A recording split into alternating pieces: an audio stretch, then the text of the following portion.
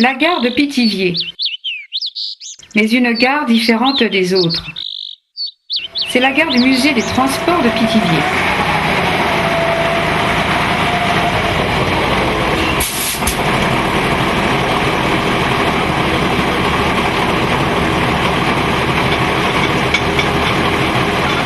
Il est tôt et déjà les membres de l'association se préparent pour recevoir les voyageurs.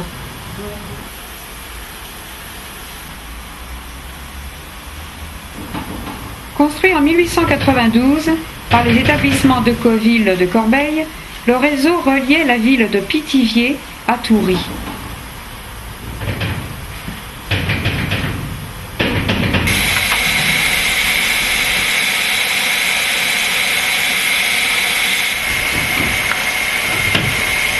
L'entretien des locomotives est très important pour la préservation du patrimoine industriel.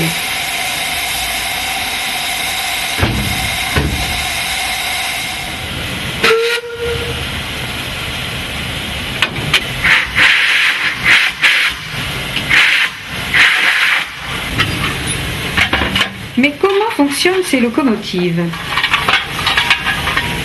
Ici, on a la porte du foyer dans lequel on va introduire un combustible, du charbon chez nous. Les gaz de combustion vont traverser les tubes qui seront noyés dans l'eau et évaporer cette eau pour la transformer en vapeur. Les gaz de combustion vont sortir côté de la boîte à fumer et par la cheminée de la locomotive et de sa chaudière.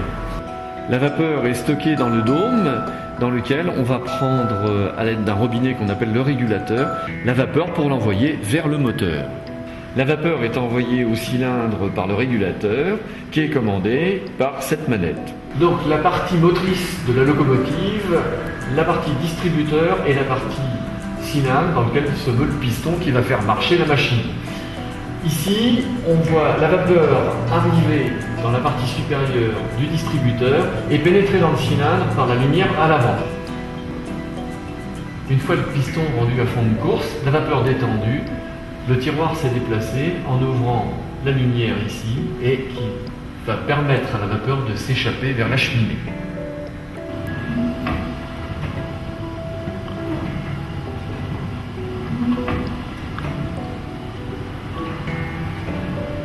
On retrouve sur la locomotive le cylindre et le distributeur.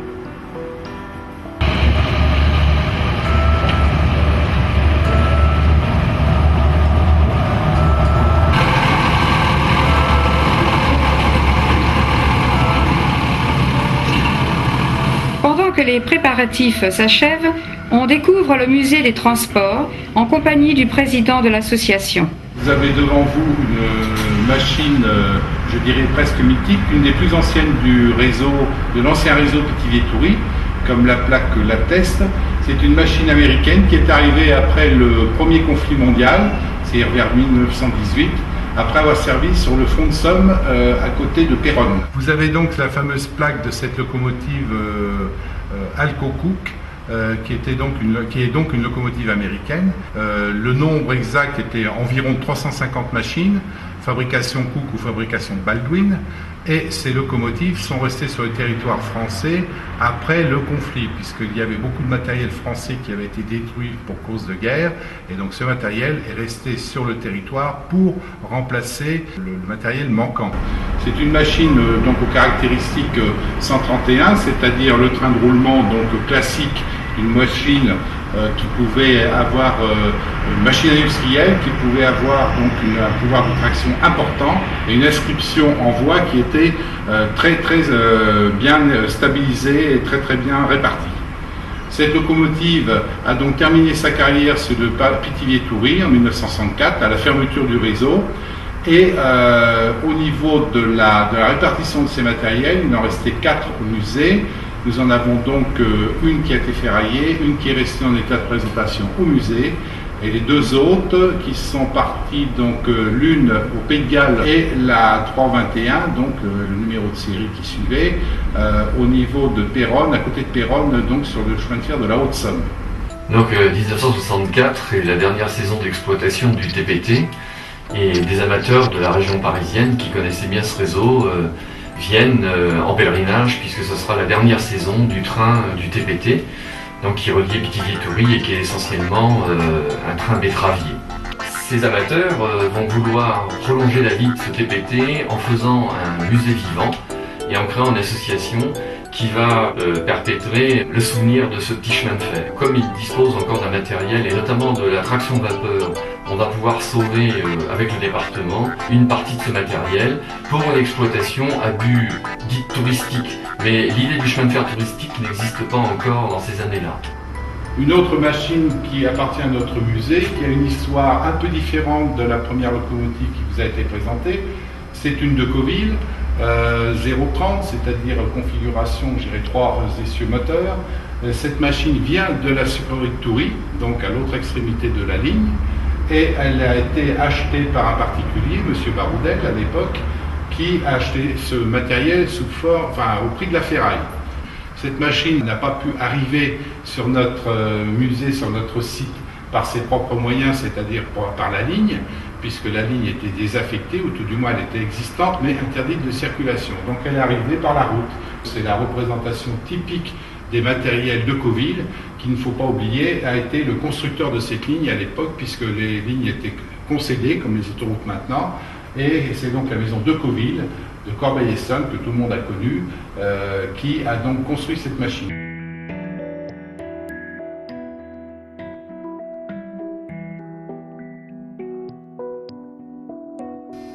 Le musée présente une intéressante collection de matériel ferroviaire, comme cette locomotive des chemins de fer départementaux qui roulait sur voie métrique. Cette machine est classée monument historique.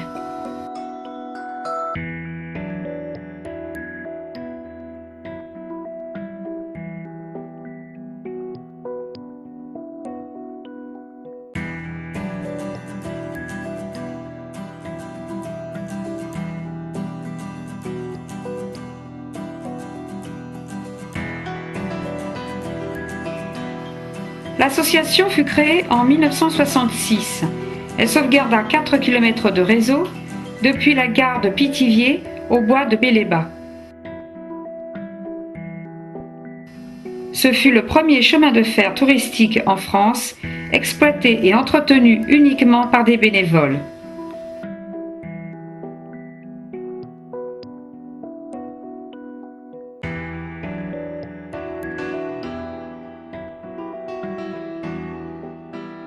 Autre machine historique qui appartient au musée, la DFB 040, machine allemande, donc qui a été construite pour des besoins de guerre, pour les chemins de fer de campagne allemands, les fameux Deutsche Feldbahn. Cette machine a été construite à plus de 2500 exemplaires pendant 15 ans. C'est des machines qui ont été fabriquées en série, donc ce qui permettait au cours du premier conflit mondial, quand il y avait 2 machines de cassé, d'en fabriquer pratiquement une 3e. Ce sont des machines très fiables. Chaque réseau voie de 60 en France en possède au moins une. Et à Pithiviers, nous avons la chance d'en posséder 2. Une en état de présentation musée et une qui est au dépôt, c'est-à-dire qu'il peut circuler sur notre voie 260 à l'extérieur du musée. Nous sommes installés dans une motrice du tramway de Strasbourg, qui est un engin électrique qui roule sur une voie métrique. En effet, le choix de la traction électrique s'impose assez rapidement puisque les locomotives à vapeur ont tendance à polluer en ville à cause de leur chauffe au charbon qui émet parfois trop de fumée, ce qui n'est pas très approprié pour une vie en milieu urbain. Un autre tramway, une automotrice de Lille qui roulait sur une voie normale de 1435 mm, elle aussi en traction électrique.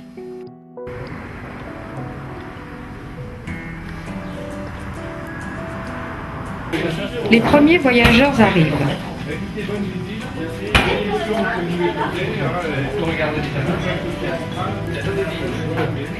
Je suis chef de gare et ma fonction est d'accueillir les gens, de leur délivrer des billets et d'assurer la sécurité en ligne, surtout comme aujourd'hui quand un train croise notre autorail Crochat pétroléo-électrique datant de 1922. Je cumule aussi cette fonction avec celle de chef de ligne qui est de représenter l'association auprès des autorités extérieures en cas de problème.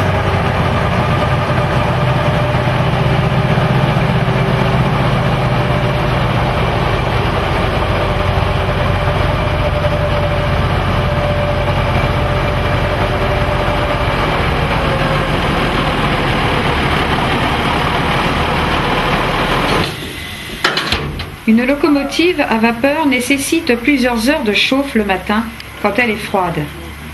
Une fois l'opération terminée, on vient remplir la chaudière, c'est-à-dire faire de l'eau.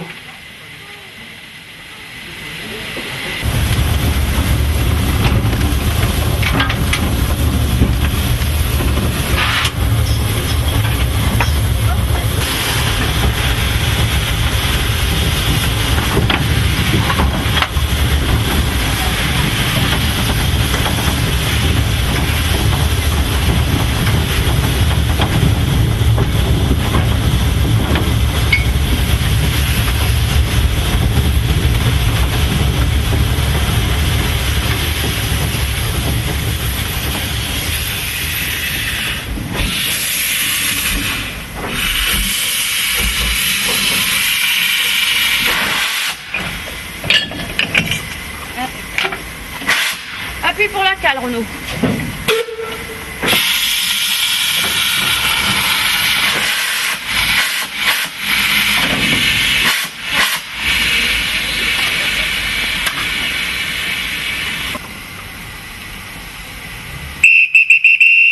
Pour bel et bas, attention au départ.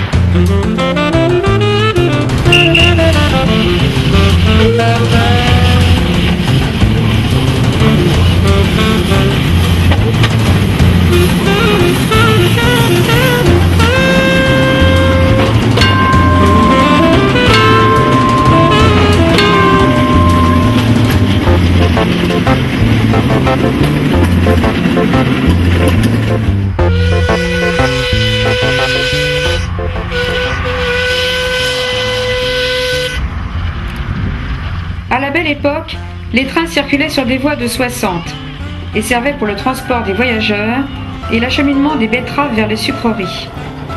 La fermeture de la ligne fut décidée en 1964.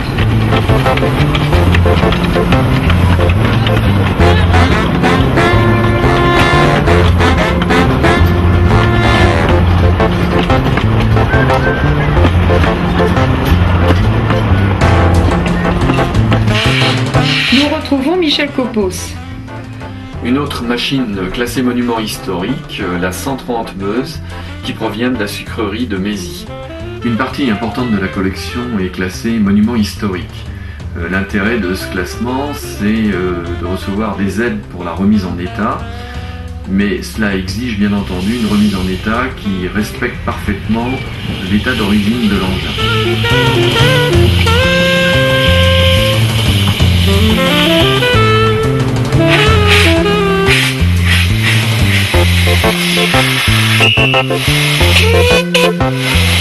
Départ d'une autre locomotive conduite par Gilles.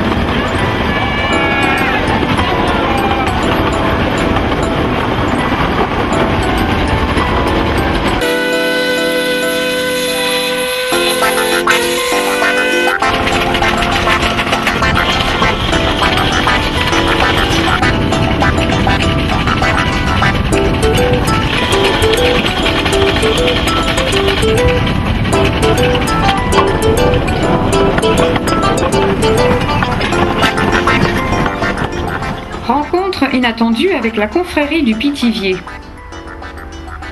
Bienvenue au musée des transports de Pithiviers. La ville est également réputée pour sa spécialité gastronomique, le pithiviers fondant et feuilleté. C'est le XVIIIe siècle qui, avec la naissance des pâtissiers, successeurs des tammeliers et l'invention du feuilletage, donne l'essor et la diffusion de notre gâteau, le pithiviers feuilleté. Il est certain que les découvertes du XVIIIe siècle sont à l'origine de la renommée de nos pithiviers. Tous les dignitaires de la confrérie portent un bolo représentant le pithiviers fondant.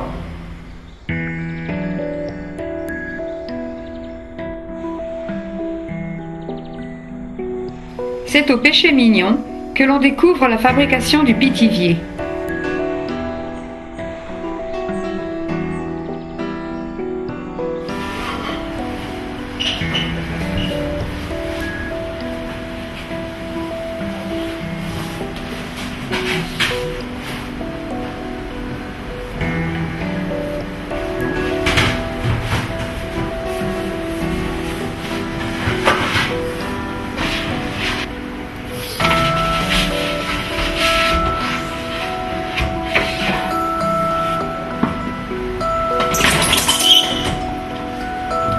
Je m'appelle Michel Le Seuil, je tiens cette pâtisserie depuis 1972.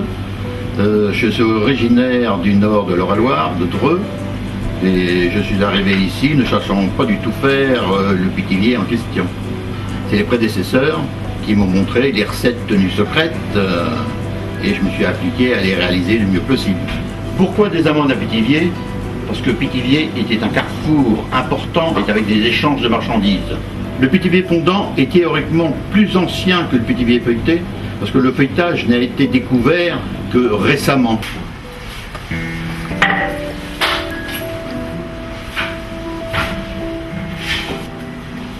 le Pithiviers donne lieu à 2 manifestations importantes. Le concours du Pithiviers en septembre et le grand chapitre le dernier dimanche d'octobre. Ce dernier est ouvert au public. La confrérie a eu sa consécration officielle le 4 juillet 1983, jour de la Saint-Florent.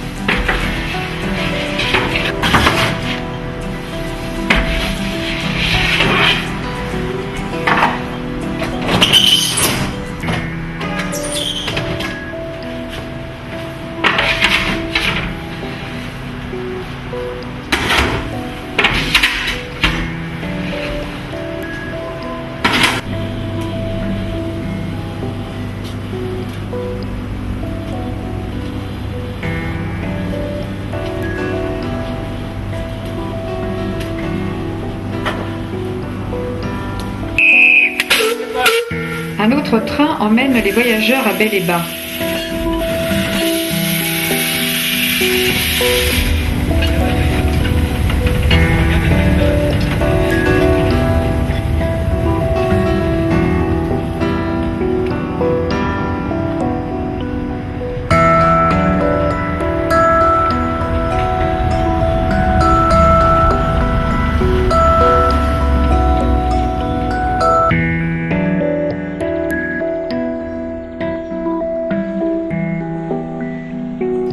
Les origines de la cité remontent à l'Antiquité.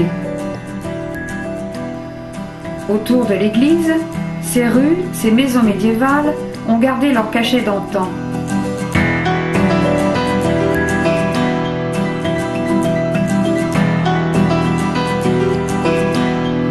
Nous entrons dans l'église.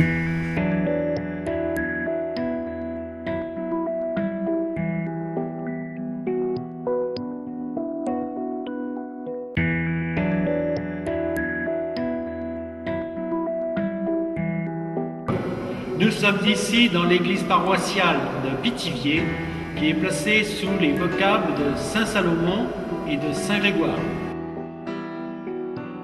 Cette église a été construite à partir du XVe siècle jusqu'au début du XVIIe siècle. Les voûtes de la nef principale et du transept sont en fait en bois et non pas en pierre comme on pourrait le penser. Nous sommes ici sur la partie la plus ancienne de l'église, c'est-à-dire l'église romane. Cette église a été par la suite transformée par l'église actuelle que nous connaissons.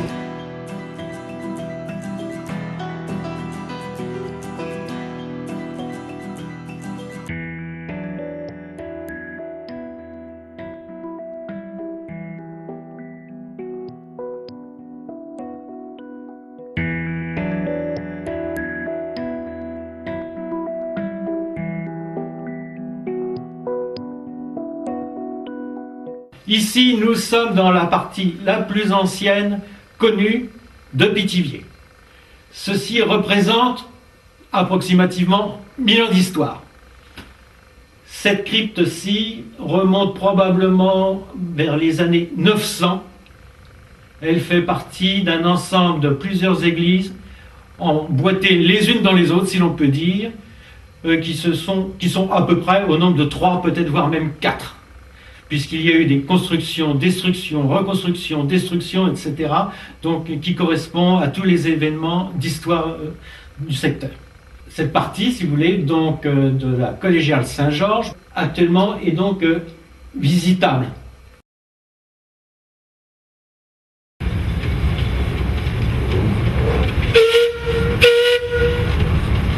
L'équipe de conduite se compose du chauffeur et du mécanicien. L'un s'occupe d'alimenter le foyer et l'eau, l'autre conduit la machine et surveille la voie et les signaux.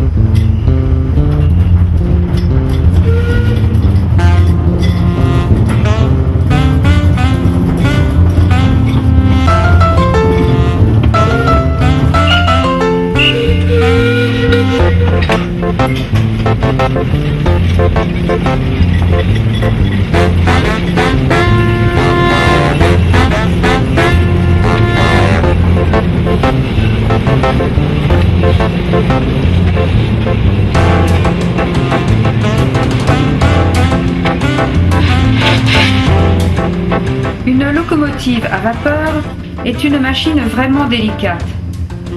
Elle nécessite un savoir-faire spécifique, assez rare de nos jours.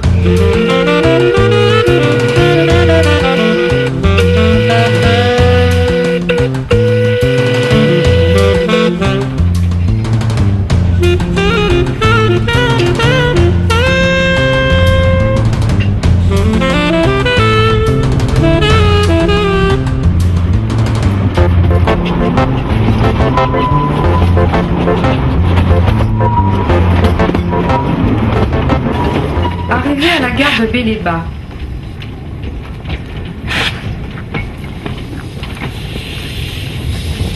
installation du wagon-bar.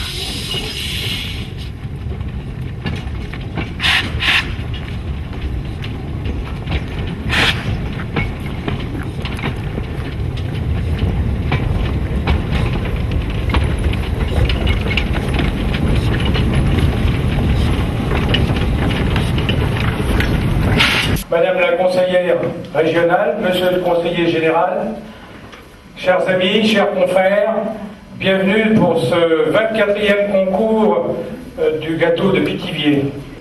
Chaque année, le dernier vendredi du mois de septembre, a lieu le concours des meilleurs pithiviers, fondants et feuilletés, ouvert aux amateurs, apprentis deuxième année, ouvriers et patrons.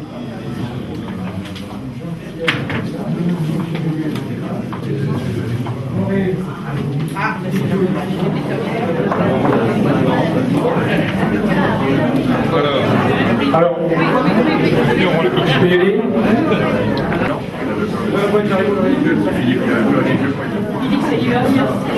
Le pithivier fondant, dont les origines sont inconnues, est plus ancien que le pithivier feuilleté. En effet, le feuilletage n'est apparu qu'au XVIIIe siècle, grâce à M. Feuillet, qui était au service du prince de Condé.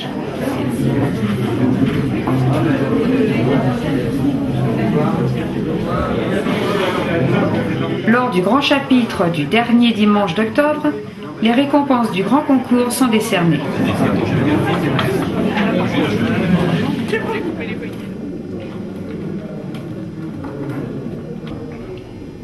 Comme chacun sait, la denrée principale du pithivier, c'est l'amande. L'amande d'Espagne de préférence. Quand j'étais apprenti, il y a de ça une cinquantaine d'années, les sacs arrivaient par sac de jute de 50 kilos. Des amandes telles que celle-ci, on appelle ça des amandes décortiquées ou des amandes brutes. Les jours où il n'y avait pas beaucoup de travail, les amandes étaient trempées dans l'eau bouillante quelques secondes afin de retirer cette petite pellicule à la main. On pianotait, ça s'appelait pianoter pour retirer cette petite peau, et l'apprenti devait siffler pour signifier qu'il ne mangeait pas d'amande. L'amande était une denrée chère à l'époque. Merci.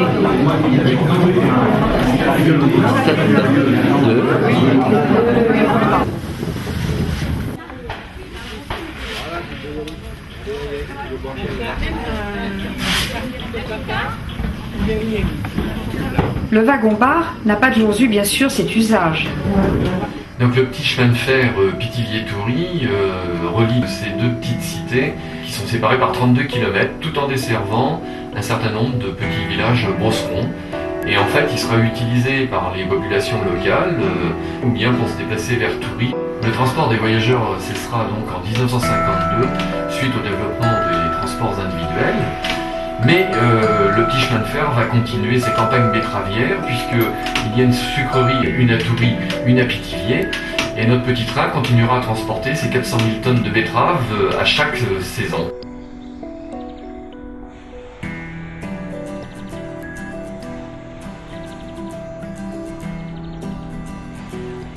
À quelques kilomètres de Pithiviers, ne manquons pas Yèvres-le-Châtel. Avec ses remparts, son château, ses maisons construites avec le calcaire du pays, les églises Saint-Gaud et Saint-Lubin, et sa poterne qui donne accès au poulailler, Yèvres-le-Châtel est un des plus beaux villages de France.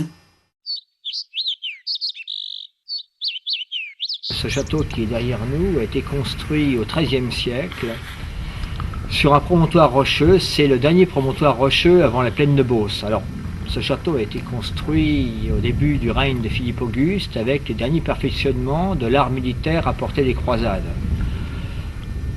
En particulier, ces fameux arcs de décharge que l'on peut observer sur les courtines et la porte principale qui est protégée par une pile et par une rampe difficilement accessible au XIIIe siècle.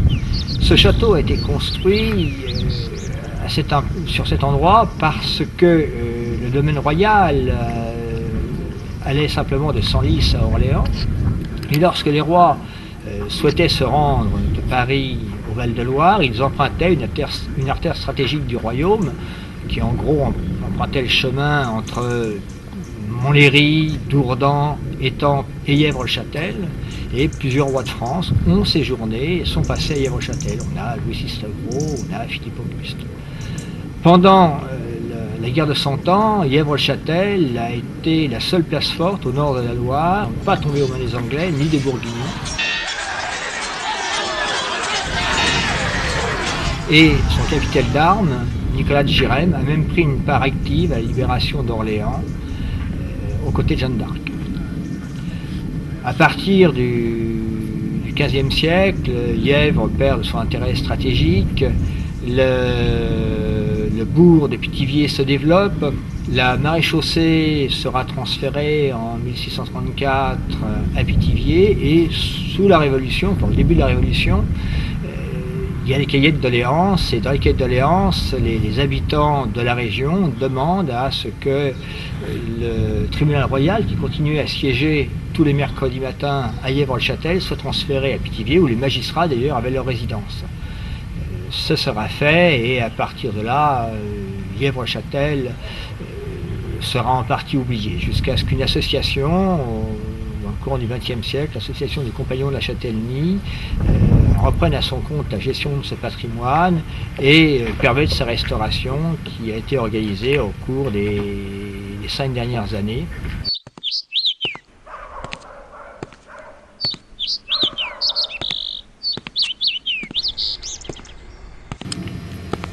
En 1834, Victor Hugo traversait la France avec un petit carnet dans sa poche et il est venu de Pithiviers à Yèvres-le-Châtel.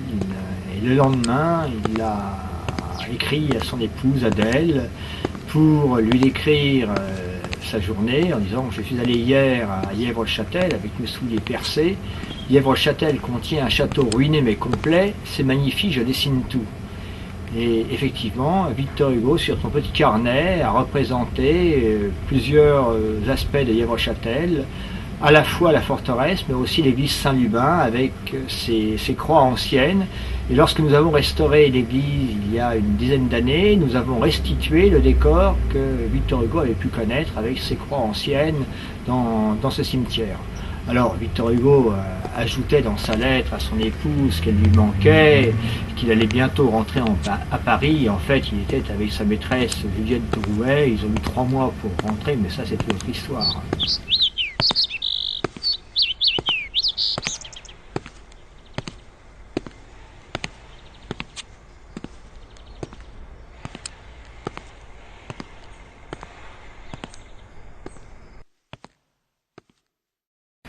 Le site de Yevre-le-Châtel a été très tôt fortifié.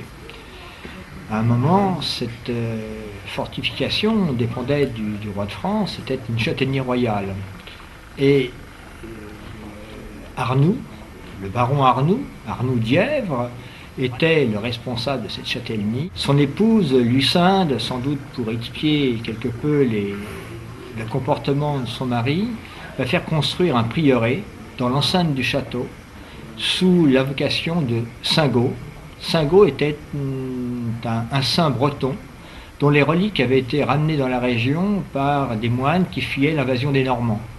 Donc ce prieuré deviendra l'église paroissiale. À partir du XIIIe siècle, Yevre-le-Châtel va croître en importance. Il va falloir agrandir l'église, donc on va lui ajouter un bas-côté tout à fait gothique, qui est le bas-côté qui se trouve ici. Donc on a à la fois des éléments d'une église romane et des éléments d'une église gothique.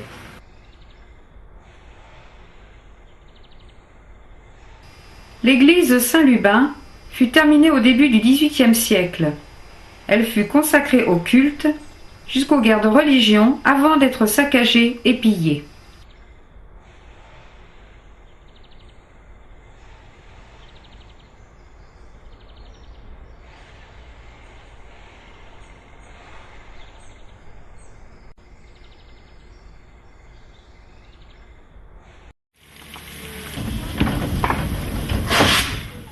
L'accrochage de la locomotive au convoi est une manœuvre délicate qui peut s'avérer dangereuse sans les précautions d'usage.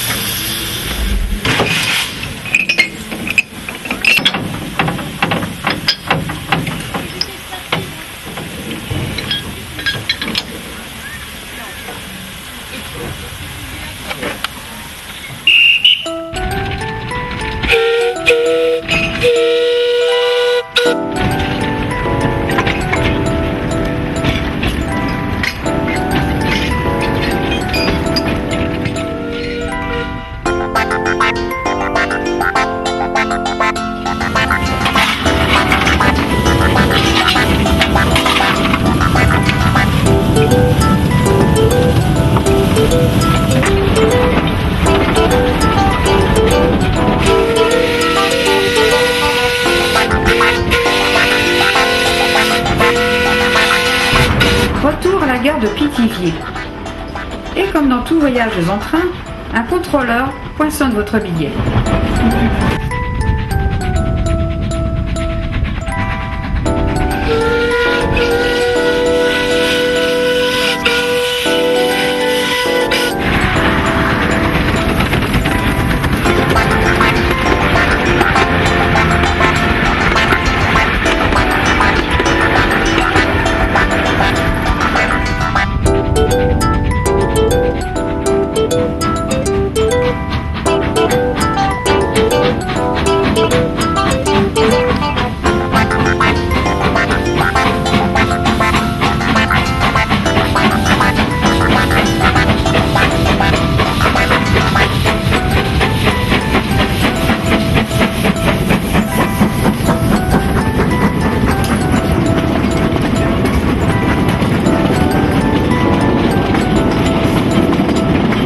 Nous sommes le dernier dimanche d'octobre et comme la tradition l'exige, c'est le grand chapitre du Pithiviers.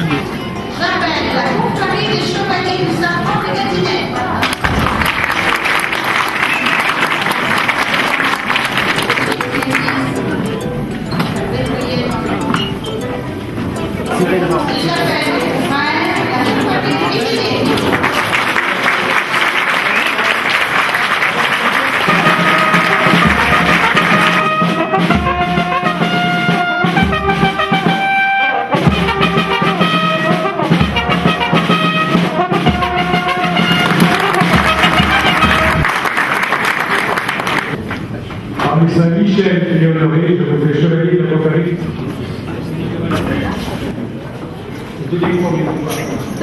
Par les Saint-Michel et Honoré, je me fais chevalier de la confrérie de Pithiviers, bienvenue à la place.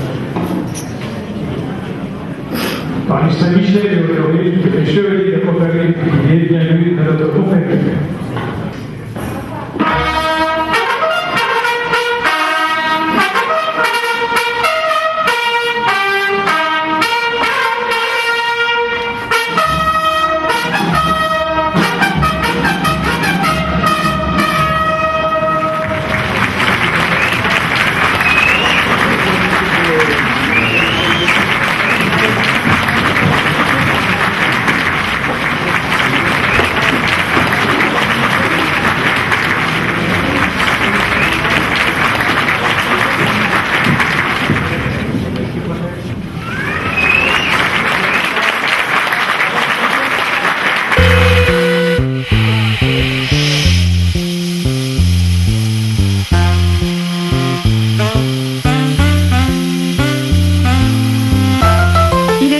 Passionnant de voir une double traction.